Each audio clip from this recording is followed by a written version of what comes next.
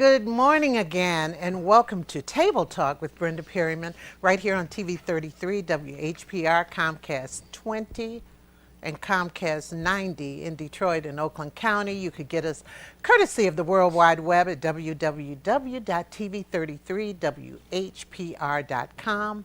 And without further ado, I'd like to introduce my handsome co-hosts, or them introduce themselves. Good morning. I'm Darren Calhoun, U.S. Equal Employment Opportunity Commission, and I want to give a shout out to Cooley class of 1984 and our 30-year reunion. Right, my name is Darnell McElhorn. I'm a public servant and also a union delegate. Chris Summerall, public service servant for the citizens of the city of Detroit. Well, I have two public servants on, and we're going to definitely be talking a lot of Detroit. But before that, as is our tradition here at Table Talk on this day by Mr. Ken Coleman. Let's see what happened on this day, July 11th, in 1962. The Marvelettes' two-sided hit single, Beechwood 45789, and Someday, Someway, is released on Motown Records' Tamla label. Beechwood is co-written by Mr. Marvin Gaye, who also plays drums on the track, and Mickey Stevenson. See, the thing about Motown, they just had, everybody could do so many things, more than just one thing. And also, in 1964, Northwestern High School Alumni Association holds its annual reunion dance at the Latin Quarter. There, the group observes the 50th anniversary. WCHB AM 1440's Mr. Jerry Blocker is master of ceremonies, and that was 1964. But Beechwood, most of you know what Beechwood 45789. That was a bomb hit. I can sing it for you, but we have a big agenda. So anyway, I'll sing it another time. Okay? We have a lot to talk about today. Guys, the president and the Guatemalan children, so much is happening. So many people, they've come in. It's thousands of them. I'm trying to see how they got here. The parents are dropping them off. From what I was listening to yesterday, because I listened to the president's remarks yesterday when the Republicans wanted him to go down to the border to see what was going on while he was in Texas on a couple of campaign stops. A lot of what they're calling is that the parents are dropping them off at the border, having them go across the border with hopes that the United States would take them in, and since they're here, we have to deal with them now. So I don't know how safe that is. Well, I know it is thousands of them, and some people are saying, they want 52,000 children. That's children. And they wanted them to, there's the group that wants them to stay, a group that wants them to go. What do you think about all of this? Well, I think that the problem is bigger than just those 52,000. I think that, from the perspective of the United States, we've been looking at it as far as how can we shore up our borders. Well, I think now we need to look at how can we make these countries more livable and sustainable so that it won't necessarily be an exit, but people could actually have a quality of life wherever they were born. And so I think that, we've spent millions and millions of dollars in conversation and shoring up the border. Well, maybe we need to start to really strategically look these countries where individuals are fleeing to the United States. How can we bring some type of stability to that country so that they won't feel the need to leave in such masses as they are doing right now? Are you saying that we should interfere with what's going on in that country too? I think that that's the business of the United States. I think the United States has set a precedent to ensure certain human rights globally, and I think that it's no different. I think that this epidemic Crisis is something that it may not necessarily be surrounded by something as money driven as oil or a war, but it's equally important. And I think that people on both sides, you're talking about human lives, and specifically you're talking about children here. So I think that at least there needs to be some dialogue as to why are not just the kids are here or people are, trying to come to the United States, but what can we do to get them to be more comfortable wherever they're at initially? So, Jumping in on that, I agree with the dialogue, and I agree with trying to send. I try to talk about them improving those countries. I understand that. You're right. It should be less of a. I know the United States is one of the greatest places on earth that people want to come to, but the money that they're pouring into this and the money that the president has asked for Billions. needs to come to places like the city of Detroit, like the places like the city of Houston, like. Well- We have a human crisis going on right well, here. and you're absolutely right. I look at it as, let's say, for instance, we were talking about schools where all the kids wanted to just go to one school. Well, you could just say, well, we're just going to block these kids and we got to continue to beef up our budget. We have needs. Or you could try to bring up the quality of the surrounding schools so that those kids wouldn't necessarily just feel the need to get into this one great school. And I think that no matter what, you're going to be talking about billions and billions of dollars. I just think you're going to either be speaking of it from the perspective of what I would feel is narrow-minded, because we live in a global world. The problems of our neighboring countries are our problems, and so to react in a absolute or in a bubble, in a sense, I think is naive, and I think it's short-sighted. So I think no, it's not. I mean, we have to take care of our own first before we can send out. If we're not taking care, we have schools here, and one of our subjects are the EAA schools. Yeah. That we need to shore up those schools so that we can build our kids up and our college kids up so they can go out and do that humanitarian. Yeah. I'm not saying that we should put a fence around the United States and just build our own. I understand that there's a humanitarian need, not just to our closest borders, but to Africa and to other places.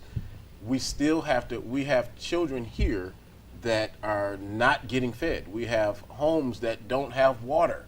no, And we're sending billions out. I We agree. need to send billions here. I We agree. send 1 million here. It would help the citizens of and, Detroit. and I'm not disagreeing with you. I'm just aware of how the flow of money works. Right. That's not I how agree. how government works. That's not how politics works. And Why is that? well, you need to ask your politicians that. Well, So Well, I really don't think the United States should, I could see them helping these children. but guess. this is 52,000. You help these 52,000, I guarantee you there's going to be another 52,000. probably Well, 52,000 I there just- today. So I do just like not put- think that we should But really, go and interfere in Right. another government's jurisdiction. Right. What you have to look at, though, is clearly it's an epidemic worldwide.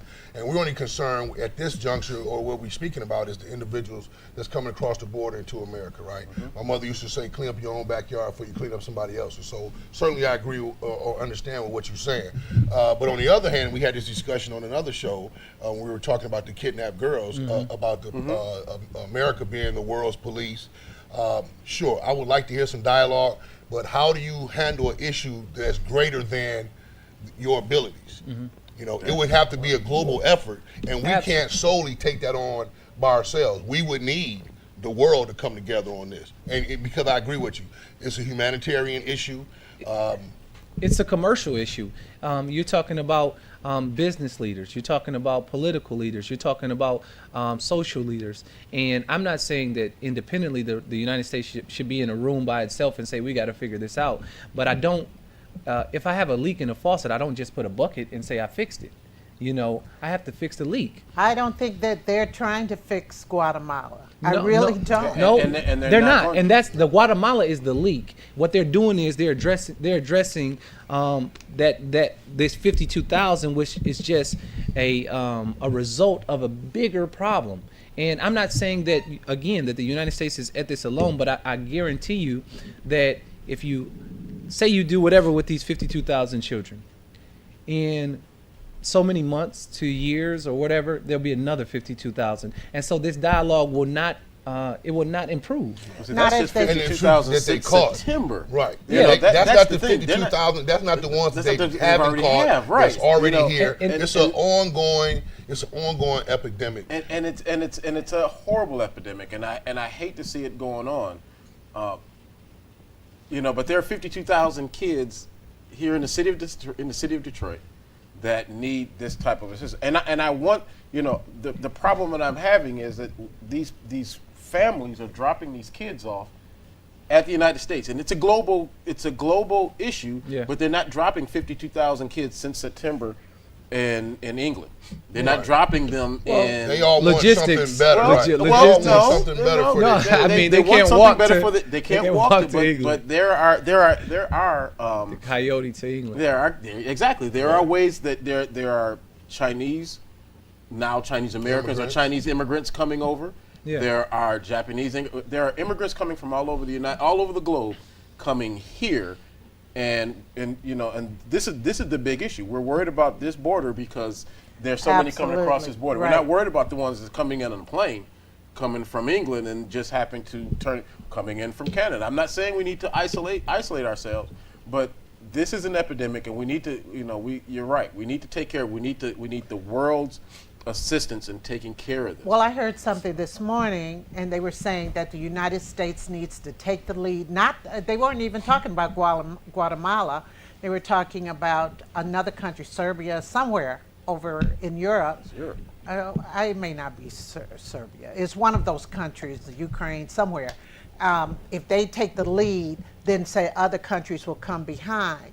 But I think that this country is in so much turmoil right now, so much turmoil, that I believe that, okay, if you let these kids in, if you find that they have family members over here, you give them to them. But you can't save everybody, honestly. you know what and this- we don't even have, I just can't even see sending forces. You know what into this sounds like to Guatemala. me? This sounds like our local issues. This sounds like how surrounding cities say, you know, Detroit isn't our problem. You know, we need to take care of Oakland County or Macomb County. Detroit isn't our problem. And we're going to draw a line at 8 Mile, and we're going to make sure north of 8 Mile is good. And Well, if we get, I wait a don't- minute, let me I don't finish. think And so. if we have a little bit left over, I disagree with then that. then we'll get to them. I disagree with that. The situation, those situations are similar. They're apples and oranges, Chris. because the problems of an isolated environment, whether it's a city or a country, affect surrounding cities and countries. And so now we have come to the consensus that it's going to take a community effort. I disagree. It's going to with take that. a community effort to fix the problems, because the problems weren't necessarily created by just one. I guarantee you that somewhere down the line, Guatemala, its financial state and whatever, you know, circumstances are there, were not just attributed to just Guatemalan policy. And so it's going to take But a you're community hearing effort. Two different things. You're saying that the United States. We're not saying, and I'm not saying that the United States should say Guatemalans' issues should stay in Guatemala. What I'm saying is we're spending billions of dollars, and part of the billions of dollars, and I love my president, but part of the billions of dollars was to go into advertising and to not coming over here, not sending your children up here. Big chunk. A big that's we don't have those kind of resources. PR. We Golly. just don't have those kind of Absolutely. resources in this country, because if we did, we should send. Okay, if we're talking about, We're going to sending- spend the money let's just either say- way. If the kids Well, come let's over spend it here, on our- who's going to let's- foot the let's- bill? Who's going to foot the bill?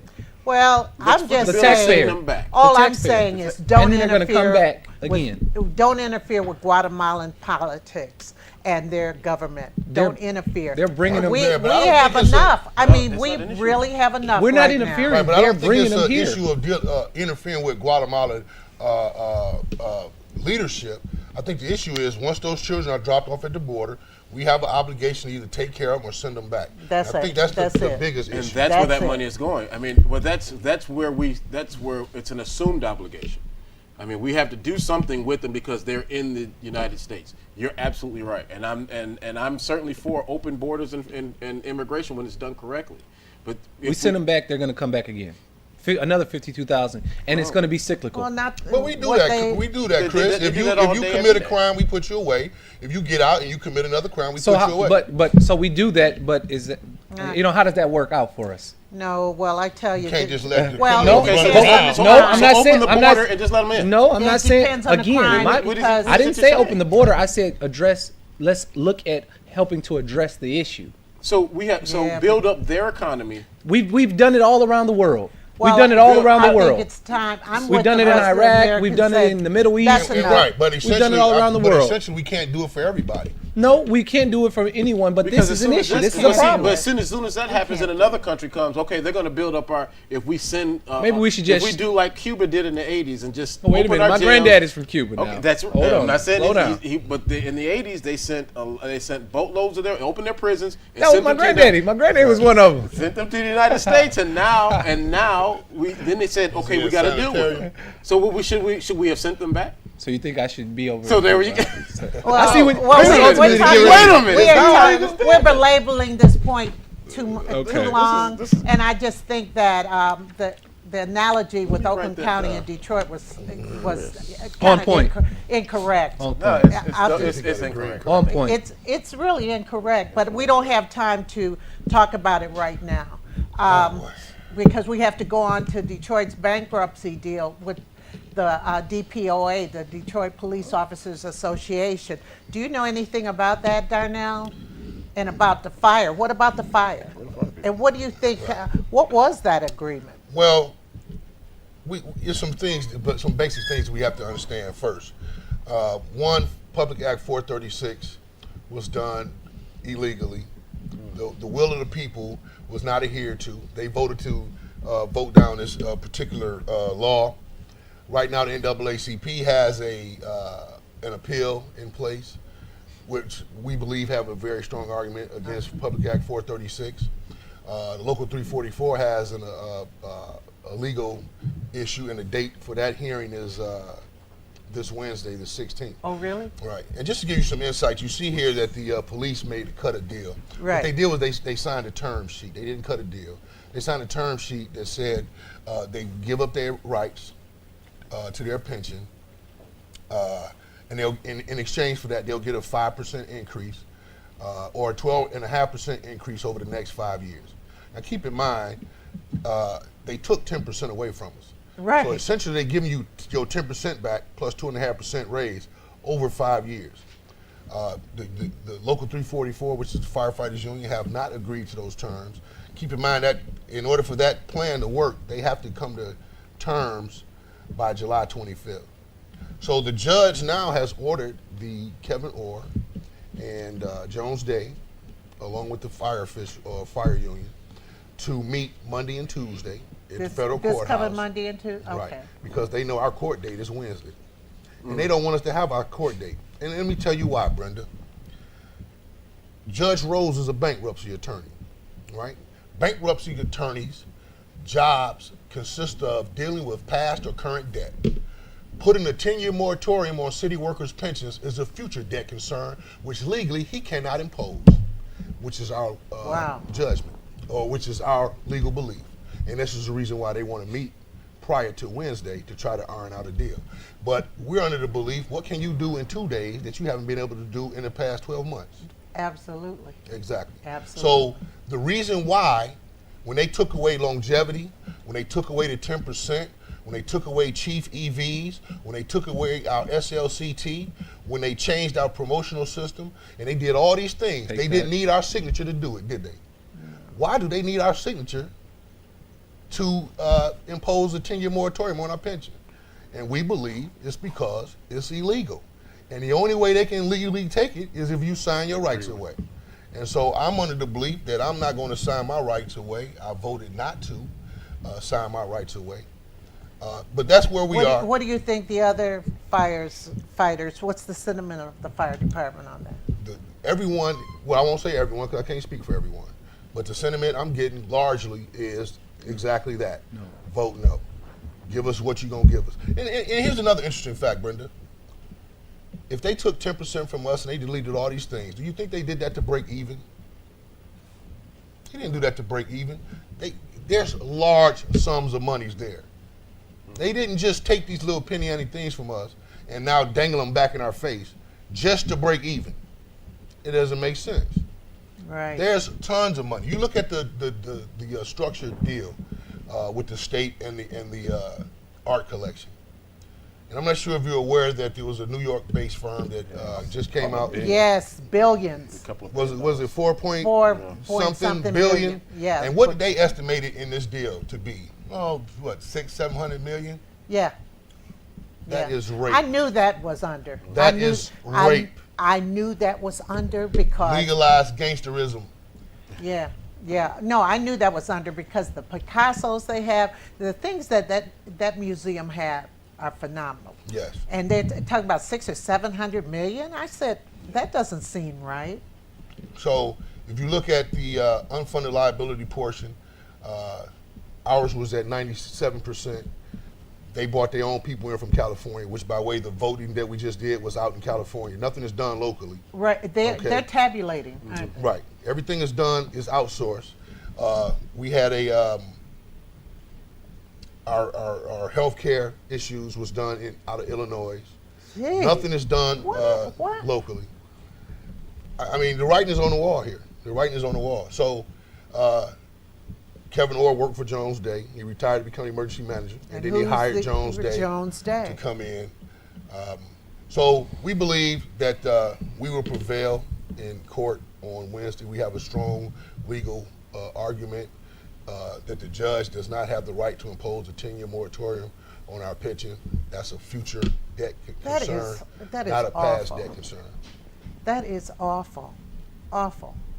And there's so much that they're throwing at everybody, and they're hoping it all sticks. And people are really taking it apart. I wonder what's going to happen with the retirees that vote they want them to take, you know? Well, I believe most of the retirees will vote yes, because the way the plan was structured, the retirees are primarily unaffected. It's the active members.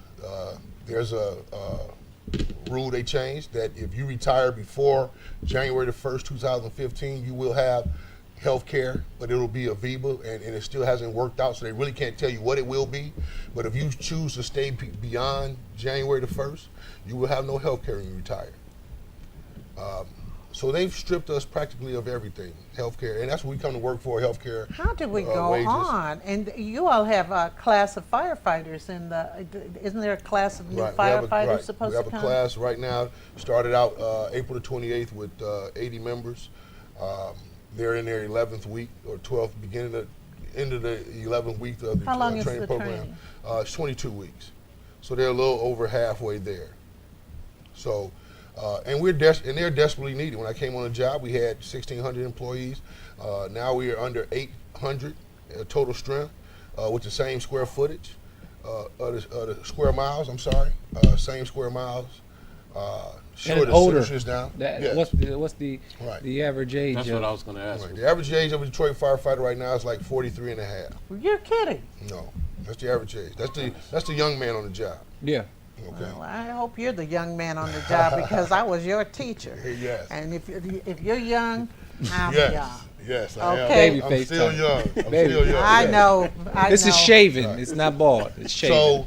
So, again, people need to understand, stay abreast of what's going on. Right, right. If you look at what happened over in Chicago with a Democratic regime over there, they voted on the side of the workers. They need the health care.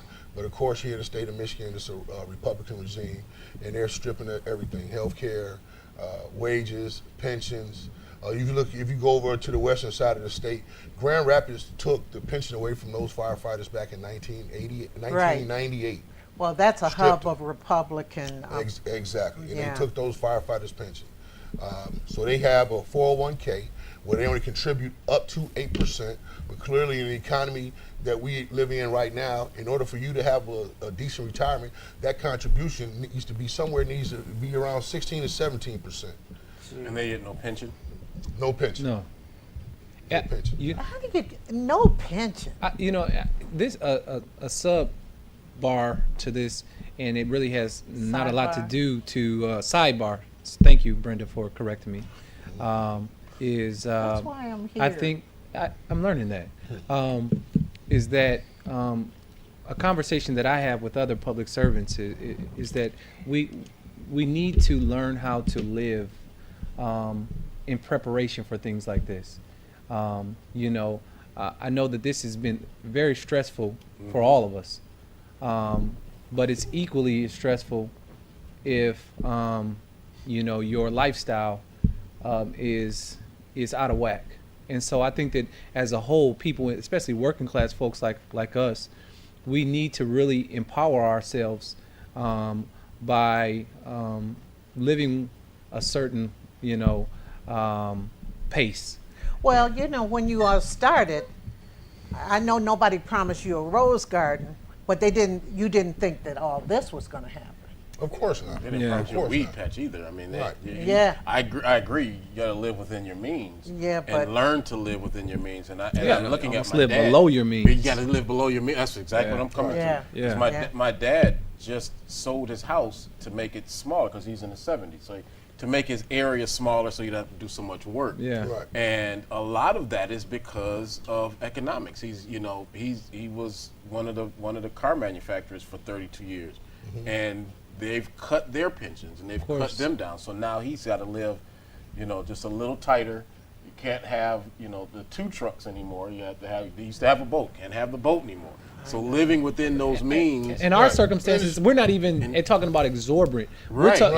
We're this talking about the this is a basic situation necessities. where Basic life, right. I know firefighters who, because of these cuts, healthcare and whatnot, they're carpooling to work. Right.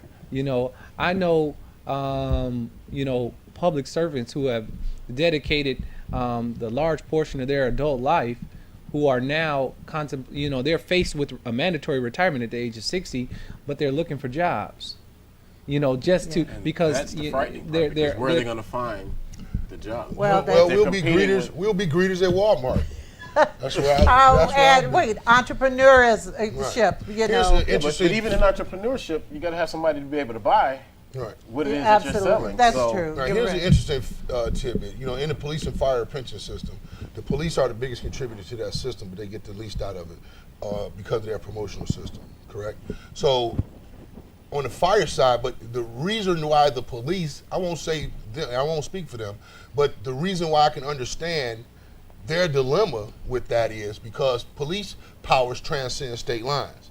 You can leave the city of Detroit and within 2 weeks be on the street working in Palm Springs. Well, once you leave the city of Detroit Fire Department and you're 55, 60 years old, there's no fire department that's going to hire you. So yeah. we're forced to, at that age, after giving 30 years to the city of Detroit or the citizens of Detroit, now you have to retire and find another job. Now they want to put an age limit on your retirement. They want to impose a wage limit, but it was based on health care. If I retired at 50, for example, now they saying that it's costing me because I have to pay your health care, but I also have to pay the health care to the guy that I hired to replace you. Well, now they took our health care. Why put an age limit on it? and they don't What- have it. right. And they're limiting the health care of the guys that they're hiring. Exactly. So now you're not paying my health care. What does it matter what age I retire? And you're in a business where you could get hurt quicker than any other business. And it's not even this necessarily hurt, but statistics show that when you act as a firefighter, your lifespan is shortened. And it's not gonna. It doesn't have to be something abrupt as an isolated incident, but over time, the accumulation of exposure, Chronic. does add up. And it's not our word. I mean, there's studies, there's all type of articles that we have to back this up. But we're not dealing with reasonable people. We're dealing know. with People who have no conscience base think they could smile in your face and you'll say they're a friend. Right. That's what they think, but I think they're going to have problems. Okay, let's talk water. I mean, every time I hear about what's going on with the fire department, I want to hang myself. And now the water thing, but Water. they have found that they have water, huh? You so just didn't know how valuable it was. Well, McDonald's charged me up the you-know-what for those bottles, too, this morning. But anyway, they have $1 million available, nearly $1 million for water customers who've received shut-off notices. But you have to show that you're really in need of that. And it's a water assistance program. These people have to have received a shut-off notice and be at or below 200% of the federal poverty guidelines or participating in public assistance programs. For Detroit, it means a household of 4 making $47,700 or less would qualify for assistance. Hey, I qualify for that. Preference will be given to seniors. You're not a You're senior. young. Yeah, No, you're no. young because you're young. I'm young. Yeah. But and then yesterday they made some arrests of some people. That's not on here, but they made some arrests. Yeah, they were blocking the contractors from getting out to go and shut off water. Oh, And there was a Lord. couple. They got arrested, released, and they'll probably get arrested again because they said they were going to go right back. And right here, our own Maureen Taylor, she was on television. Did any of you see that interview? Yes, She was- I did. Oh, I saw And that, they yeah, actually yeah. spoke to the fact when they were speaking about the big business that owed money. Ford Field, Field, 55,000. And it was some craziness. It was so many large corporations America that Park owed owed money. a lot of money to their water. Exactly. How did but it all goes back to management and the way it was managed, the way it was enforced about you paying your bill and stuff. People didn't enforce it. I don't know, there was a breakdown in the water department or whatever, and these people now they're saying all of a sudden you got to get those bills paid right away or make some kind of arrangement. I'm gonna be honest with you guys, as I've raised my kids basically by myself after my divorce from their dad, and that water bill with 3 kids taking showers and taking showers was high, so I went to the water department and I had to make arrangements. I'm going to pay this much then, this. I just had to do it. I couldn't always pay that water bill all at once. Yeah. This again is a very touchy subject because you're not talking about a luxury of life. You're talking about a necessity, and again, this problem, I think is bigger than Detroit. I think that there's fundamentally, there has been historically, like you touched on, Brenda, something wrong with obviously how they collected the funds, but also there's, my personal opinion, there's blame on both sides. I think that if I use water for a year and don't get a bill, I don't think the water's free. Right. Right. I Something's gotta- still know that. Oh, I Something's got to agree. trigger. I agree. I still know that there's that water isn't free, and so there has to be an omission on both sides or I think that it would be helpful if there was an omission on both sides that there's blame to go around. How did it get to this point where they're going around shutting off thousands of And even houses. to take it a step further, what do we do about it? Because, I think, obviously we know how it got to this point. Detroit was at one time the wealthiest city in the nation, and certain things it just whatever. It's like when you got a lot of money in your pocket, keep the change. Another issue, though, another issue is a lot of renters paid their landlords, and their landlords did not pay the water bill too. Right, and that's one of the things. That's one of the questions I wanted to know. I wanted to know how many of these 79,000 were actual homeowners versus leasees that they were leasing to. I'm going to tell you that doesn't necessarily.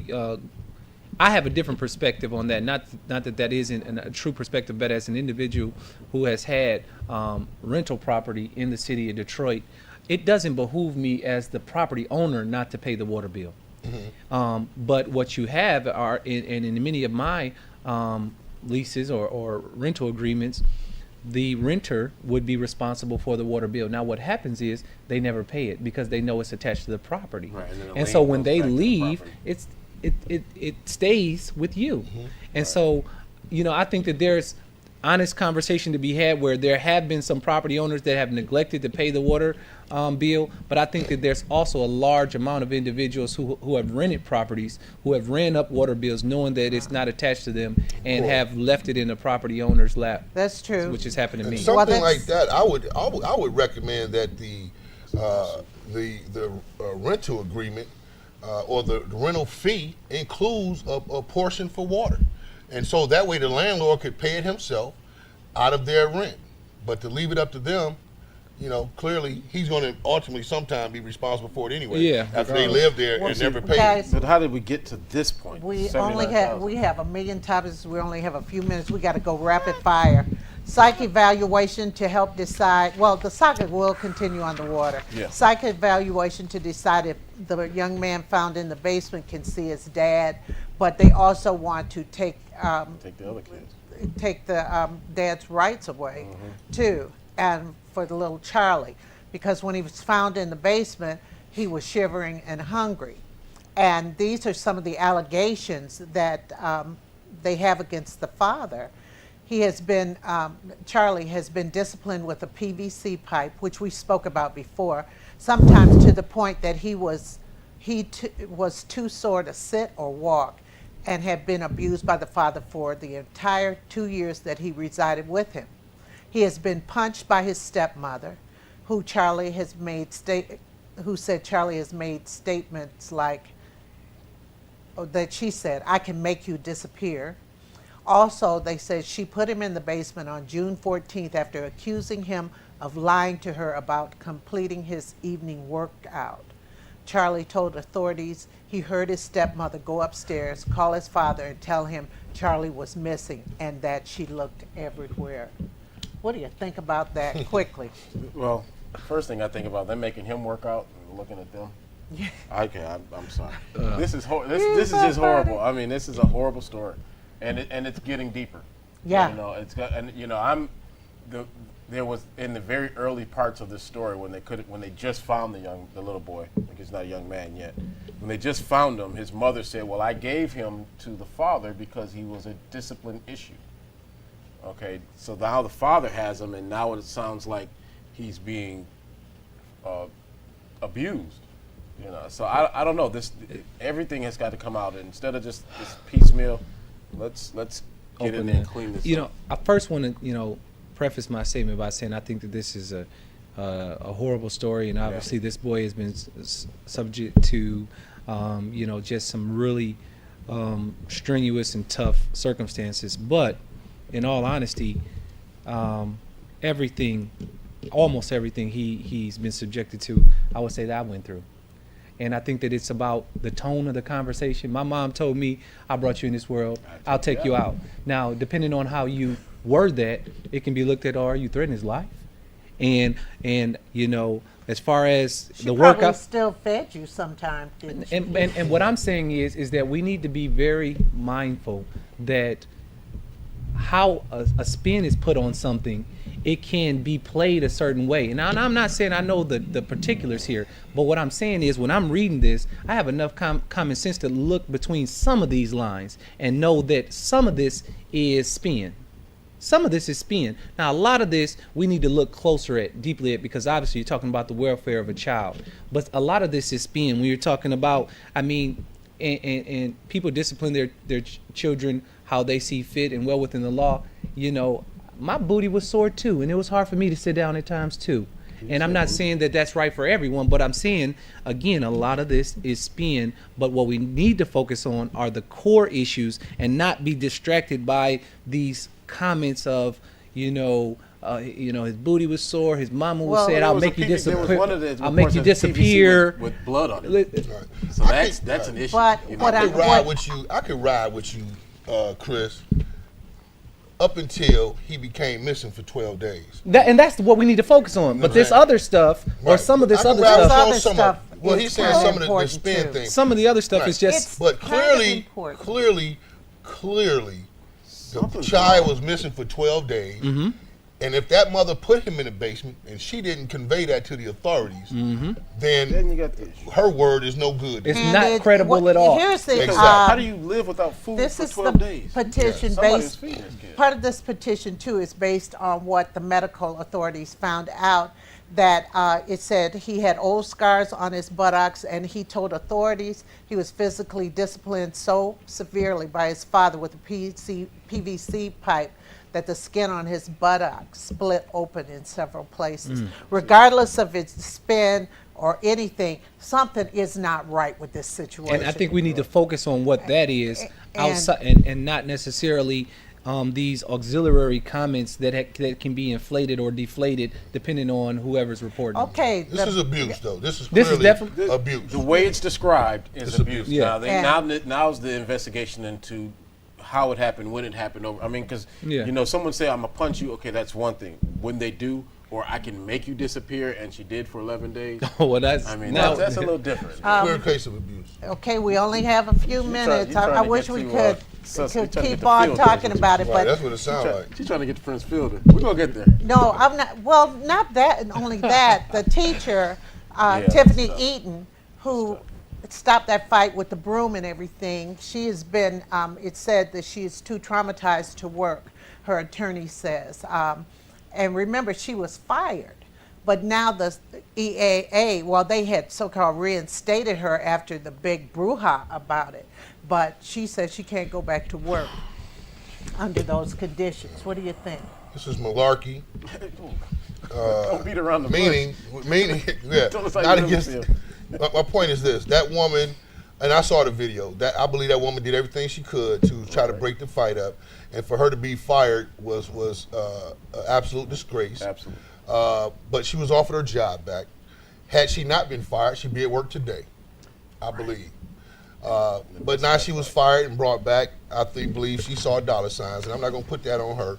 But I'm just saying, the EEA or the EAA. right? They clearly have some rules that I don't agree with, and that they need to go back over and redo. The position that these teachers are placed in now are unbelievable. I don't think I would want to be a teacher.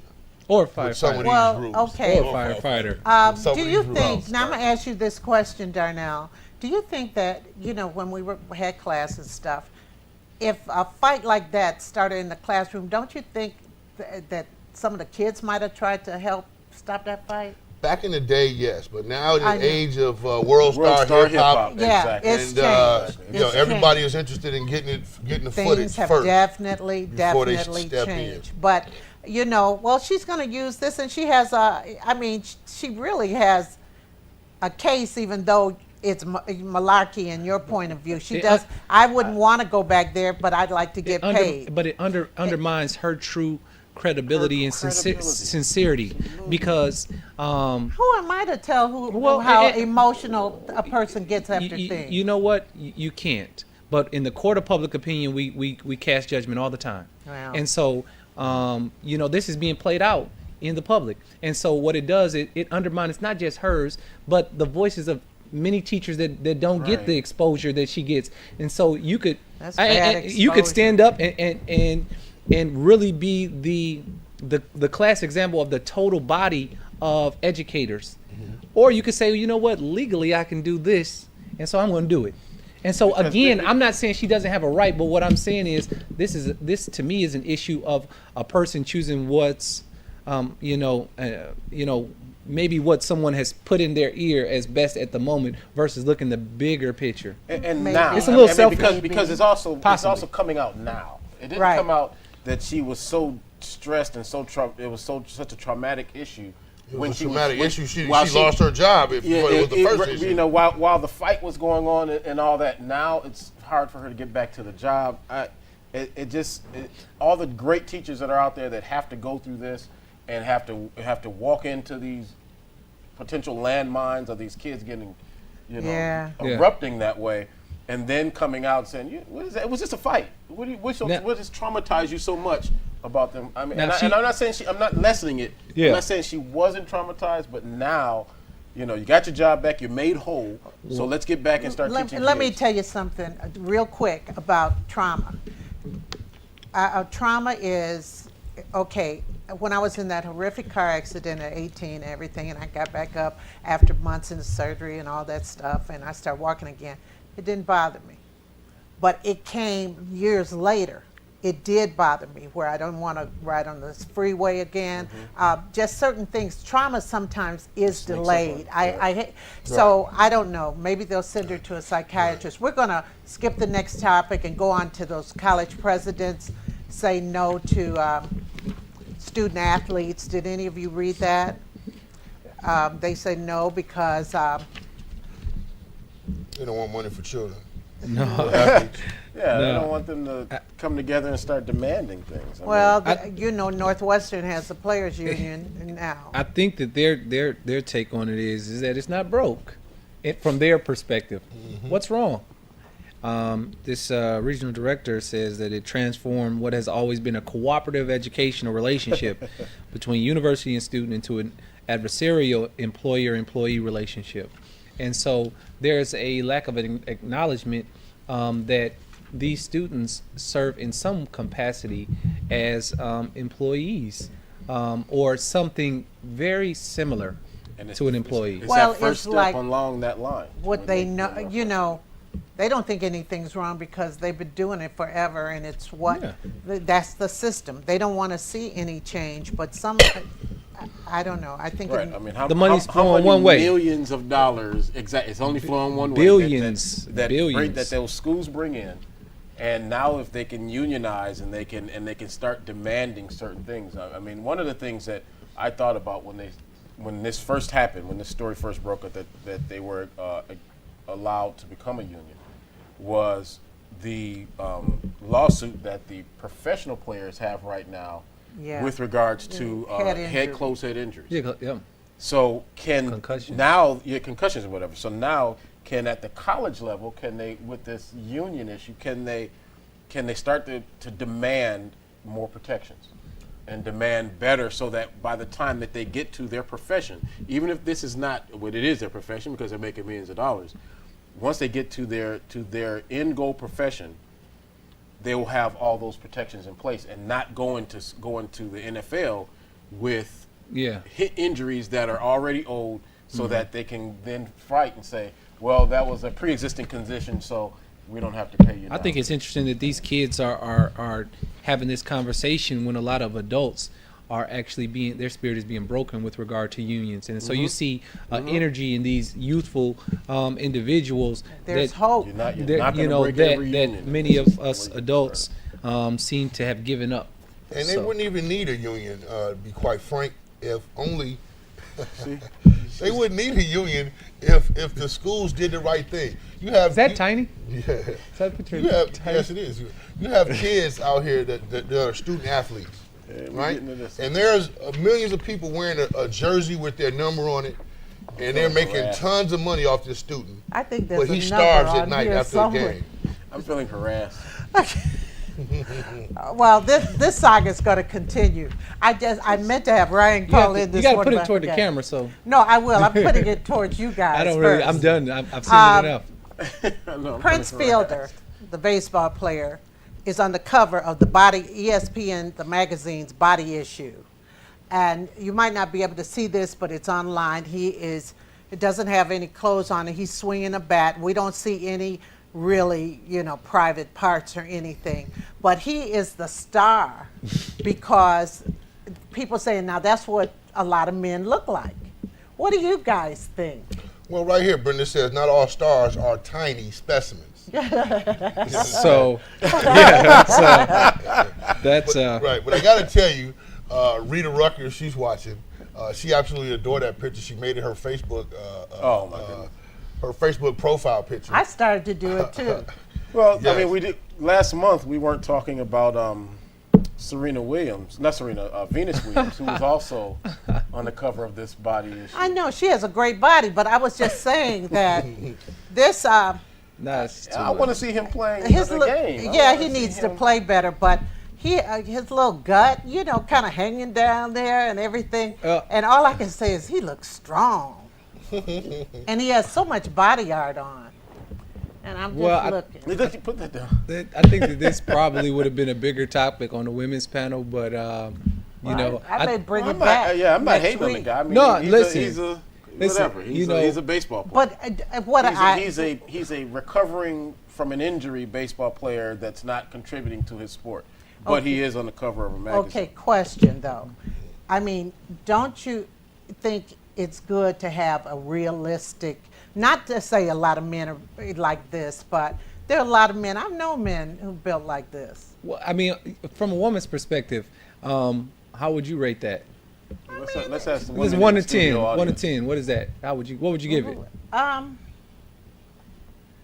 Give about an 85. They're looking- 85? they're Okay, looking that's a down. high We're B. taller. That's They're a B. looking That's down a, because they don't want to right, that's a answer B the plus, question. isn't it? That's a- 85. That's a yeah. B plus. Yeah. That's a B. Yeah. You know, as someone who I turned in my card for the 6 and 8 pack club a little while ago, and while I haven't joined some of the other clubs, you know, I can relate to still feeling athletic at times, but not necessarily having what would be considered the most chiseled body. I know. So, So- having this conversation? Yeah.